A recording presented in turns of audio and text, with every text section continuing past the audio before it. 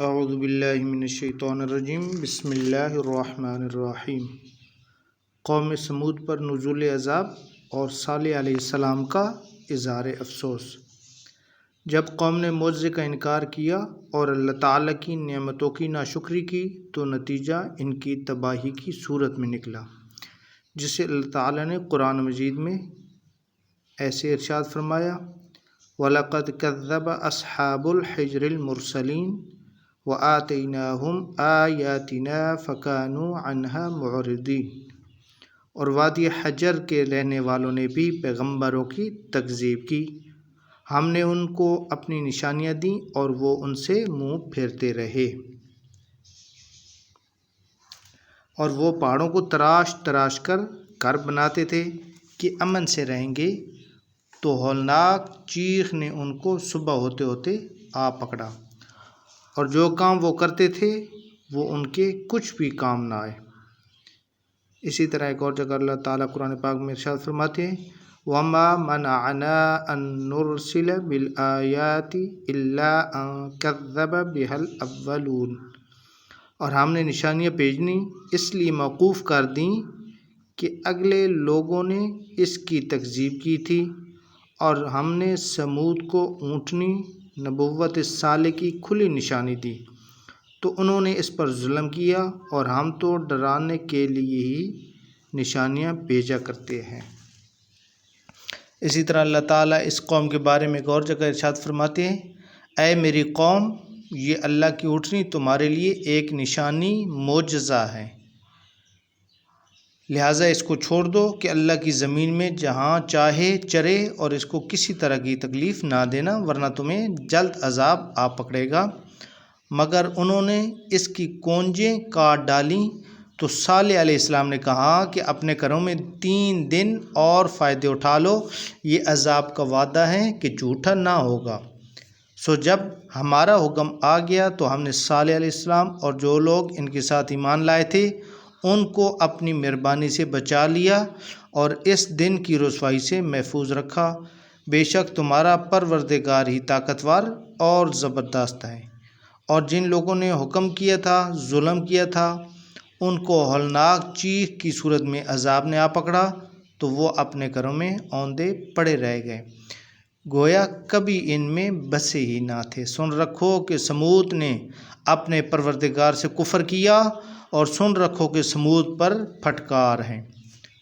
اللہ تعالیٰ ایک اور جگہ ارشاد فرماتے ہیں قرآن پاک میں: سو دیکھ لو کہ میرا عذاب اور ڈرانا کیسا ہے۔ ہم نے ان پر عذاب کے لیے ایک ہولناک چیخ بھیجی، تو وہ ایسے ہو گئے جیسے باڑ والے کی سوکھی اور ٹوٹی ہوئی باڑ۔ اور ہم نے قرآن پاک کو سمجھنے کے لیے آسان کر دیا ہے، تو کوئی ہے جو سوچے سمجھے۔ اللہ تعالیٰ پھر ارشاد فرماتے ہیں: اور وہ ایک چال چلے اور ہم بھی ایک چال چلے، وَمَكَرُوا مَكْرًا وَمَكَرْنَا مَكْرًا وَهُمْ لَا يَشْعُرُونَ۔ اور وہ ایک چال چلے اور ہم بھی ایک چال چلے، اور ان کو کچھ خبر بھی نہ ہوئی۔ سو دیکھ لو کہ ان کی چال کا انجام کیسا ہوا۔ ہم نے ان کو اور ان کی قوم سب کو ہلاک کر ڈالا۔ اب یہ ان کے گھر ان کے ظلم کے سبب خالی پڑے ہیں۔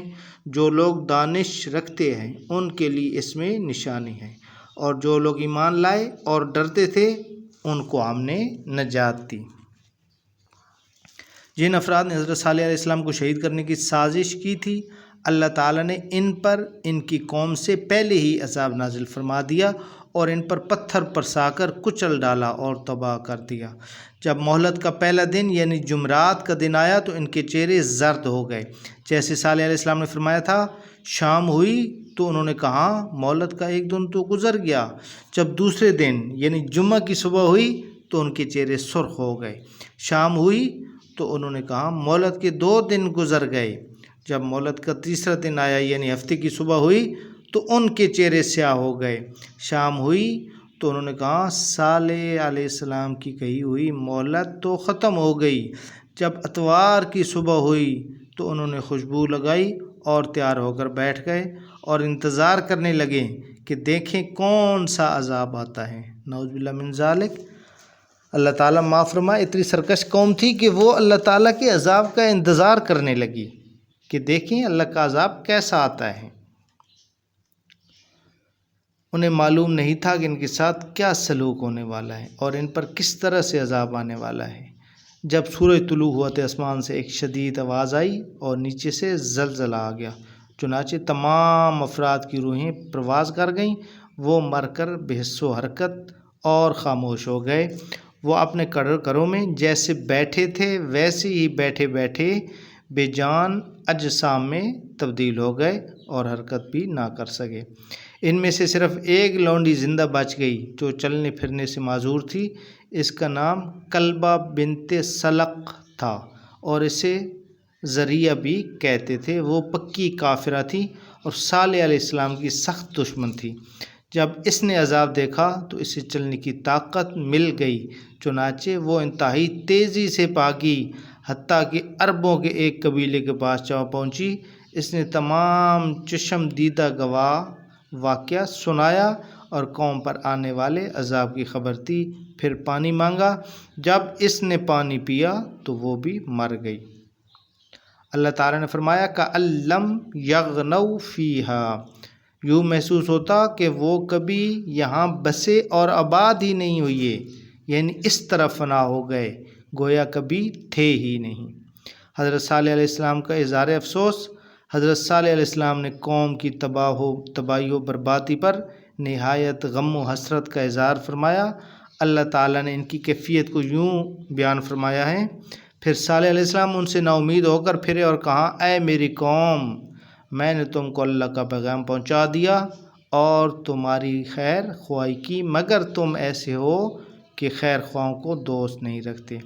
صالح علیہ السلام نے قوم کے ہلاک ہو جانے کے بعد قوم سے مخاطب ہو کر بطور افسوس و حسرت یہ فرمایا، یا قوم لقد ابلغتکم رسالۃ ربی ونصحت لکم، میری قوم، ہائے میری قوم، میں نے تمہیں اپنے رب کا پیغام پہنچایا تھا اور تمہارا بھلا چاہا تھا، یعنی میں نے ہر ممکن طریقے سے تمہیں راہ ہدایت پر لانے کی پوری کوشش کی، اپنے قول و عمل اور نیت سے اس کا انتہائی خواہش مند تھا، وَلَٰكِن لَّا تُحِبُّونَ النَّاصِحِينَ، لیکن تم لوگ نصیحت کرنے والوں کو پسند نہیں کرتے، یعنی تمہاری فطرت نہ حق کی طلب تھی نہ اسے قبول کرتی تھی، اس لیے تم اس دردناک عذاب کا شکار ہو گئے جس میں تم اب تک مبتلا رہو گے، ابد تک یعنی آخر تک مبتلا رہو گے۔ اب میں کسی طرح بھی تمہیں اس عذاب سے چھڑا نہیں سکتا، میں نے تو اپنا فرض ادا کر دیا، یعنی تمہیں اللہ کا پیغام پہنچا دیا اور تمہاری خیر خواہی کی، میں یہی کچھ کر سکتا تھا، اس کے بعد اللہ جو چاہتا ہے کرتا ہے۔ بدر کے کنویں میں جن مقتول کافروں کو پھینکا گیا تھا، اللہ کے نبی صلی اللہ علیہ وآلہ وسلم نے 3 دن بعد ان سے بھی اسی طرح خطاب فرمایا تھا۔ جس طرح صالح علیہ السلام نے اپنی قوم کو تباہی کی، ان کی قوم تباہ ہو گئی، اس کے بعد حسرت سے افسوس سے اپنی قوم سے یہ الفاظ کہے، پیارے آقا صلی اللہ علیہ وسلم نے بالکل اسی طرح ان سے بھی کہے تھے۔ رات کے آخری حصہ میں جب آپ نے اسلامی لشکر کو کوچ کا حکم دے دیا تھا اور خود سواری پر تشریف فرما ہو چکے تھے، آپ نے فرمایا، اے کنویں والو، تمہارے رب نے تم سے جو وعدہ کیا تھا کیا تم نے اسے پورا ہوتے دیکھ لیا؟ مجھ سے میرے رب نے جو وعدہ فرمایا تھا میں نے تو اسے پورا ہوتے دیکھ لیا ہے۔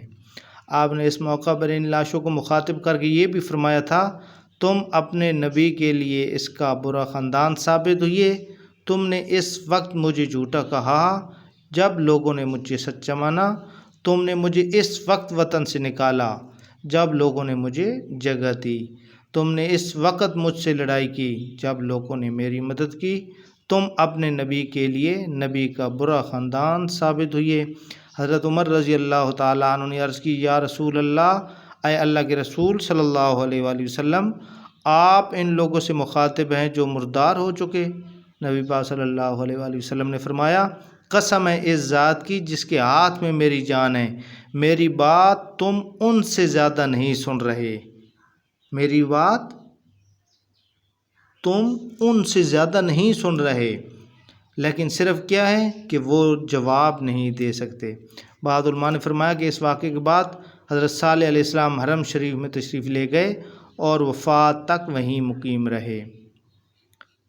حضرت جابر رضی اللہ تعالیٰ عنہ سے روایت ہے کہ رسول اللہ صلی اللہ علیہ وآلہ وسلم جب مقام حجر سے گزرے تو فرمایا معجزات کا مطالبہ نہ کرو۔ صالح علیہ السلام کی قوم نے یہ مطالبہ کیا تھا تو وہ اونٹنی کی صورت میں ظاہر ہو گیا۔ وہ اس راہ سے پانی پینے آتی تھی اور اس راستے سے واپس جاتی تھی۔ انہوں نے اپنے رب کا حکم نہ مانتے ہوئے سرکشی کی اور اس کی کونجیں کاٹ دیں۔ ایک دن وہ پانی پیتی تھی اور دوسرے دن وہ اس کا دودھ پیتے تھے۔ جب انہوں نے اسے مار ڈالا تو ان پر ایسی سخت چیخ کا عذاب آیا جس سے تمام لوگ ہلاک ہو گئے، صرف ایک آدمی بچا جو اس وقت حرم کی سرزمین میں تھا۔ صحابہ کرام رضی اللہ تعالیٰ عنہ نے عرض کیا اللہ کے رسول صلی اللہ علیہ وآلہ وسلم وہ کون تھا؟ فرمایا وہ ابو رغال تھا۔ جب وہ حرم کی حدود سے نکلا تو وہ بھی اسی عذاب کی لپیٹ میں آ گیا جو اس کی قوم پر آیا تھا۔